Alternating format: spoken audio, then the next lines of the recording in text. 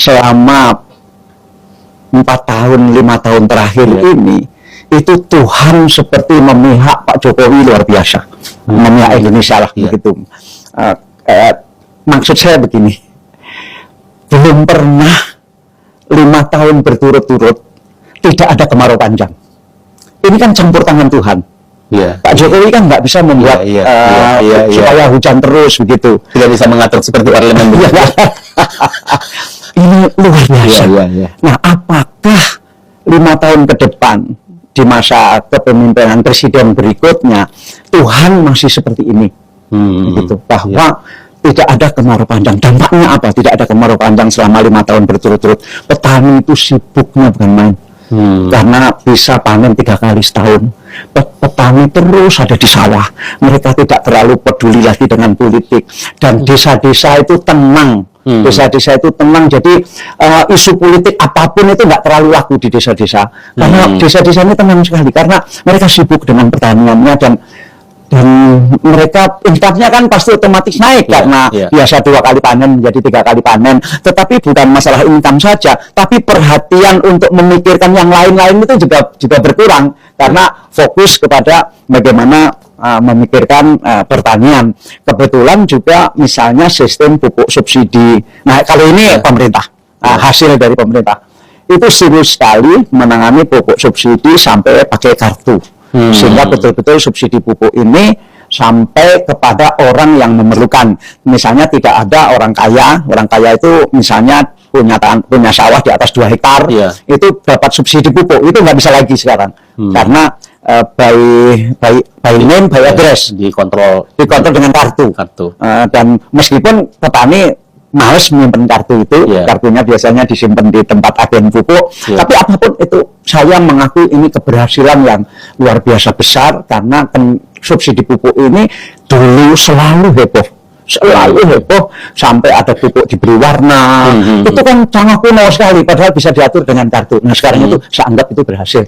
Mungkin juga termasuk ini hasil Menteri Pertanian.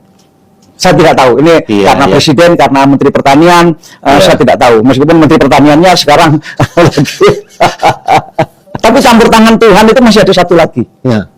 Harga komoditi selama 5 tahun terakhir itu ampun deh bagusnya. Sawit bagus sekali, batu bara luar biasa bagus, kemudian nikel bagus. Ini negara ini punya uang karena 3 hal ini. Nah, padahal kita semua tahu dalam buku ekonomi bahwa harga komoditi itu kan selalu begini. Terus ini hukum harga komoditi seperti itu. Nah, apakah presiden berikutnya ini masih mengalami harga komoditi yang begini terus begini? Apa mungkin begitu? Karena hukumnya itu setelah naik itu akan turun begitu. Aduh, kalau sampai ini terjadi 5 tahun ke depan ada kemarau panjang, kemudian harga komoditi jatuh, alangkah pusingnya presiden yang akan datang ini. Dan itu tidak dialami oleh Pak Jokowi begitu. Dan berarti ke depan ini memerlukan presiden yang harus siap seandainya kemarau panjang terjadi. Satu itu jadi dia harus siap kemarau panjang terjadi. Kedua, harga komoditi jatuh. Begitu.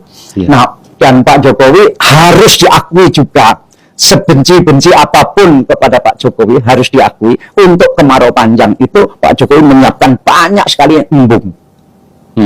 Yang ini kalangan elit mungkin tidak mencatat sebagai prestasi yang perlu dihargai, embung. Sehingga kelak mungkin seandainya terjadi kemarau panjang, mungkin agak sedikit tertolong karena proyek-proyek embung ini banyaknya luar biasa. Selama 4 tahun, 5 tahun terakhir ini, itu Tuhan seperti memihak Pak Jokowi luar biasa, memihak Indonesia lah begitu. Maksud saya begini, belum pernah 5 tahun berturut-turut tidak ada kemarau panjang. Ini kan campur tangan Tuhan. Pak Jokowi kan nggak bisa membuat supaya hujan terus begitu. Tidak bisa mengatur seperti parlemen. Ini luar biasa.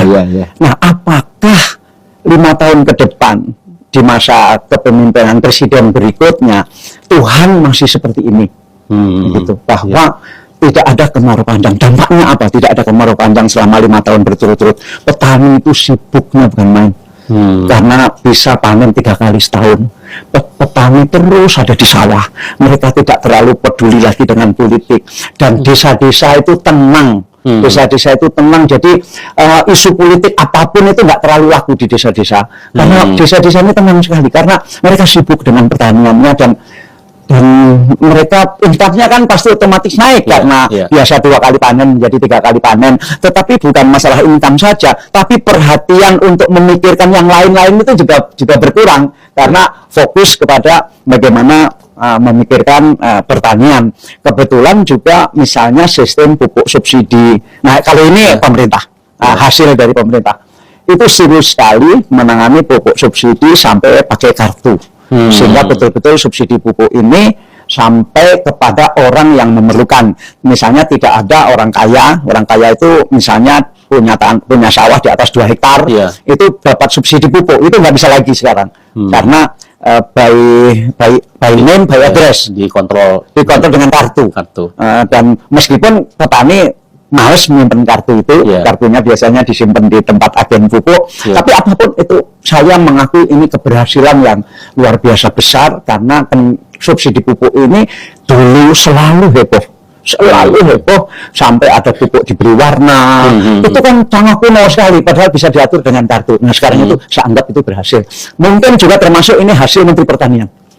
Saya tidak tahu, ini karena Presiden, karena Menteri Pertanian, saya tidak tahu. Meskipun Menteri Pertaniannya sekarang tapi campur tangan Tuhan itu masih ada satu lagi. Harga komoditi selama 5 tahun terakhir itu ampun deh bagusnya. Sawit bagus sekali, batu bara luar biasa bagus, kemudian nikel bagus. Ini negara ini punya uang karena 3 hal ini. Nah, padahal kita semua tahu dalam buku ekonomi bahwa harga komoditi itu kan selalu begini. Terus ini hukum harga komoditi seperti itu.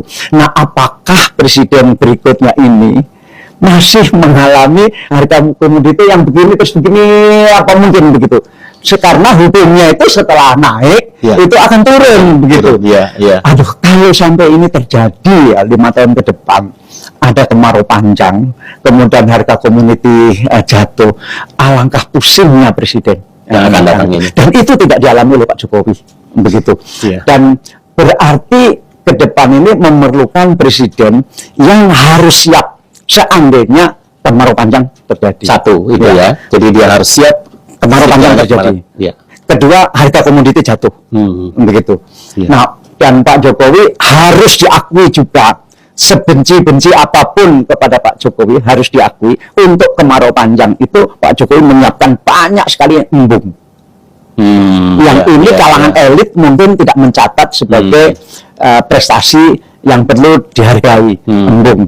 Sehingga kelak mungkin seandainya terjadi kemarau panjang, mungkin agak sedikit tertolong karena proyek-proyek embung ini banyaknya luar biasa. Selama 4 tahun, 5 tahun terakhir ini, itu Tuhan seperti memihak Pak Jokowi luar biasa, memihak Indonesia lah begitu.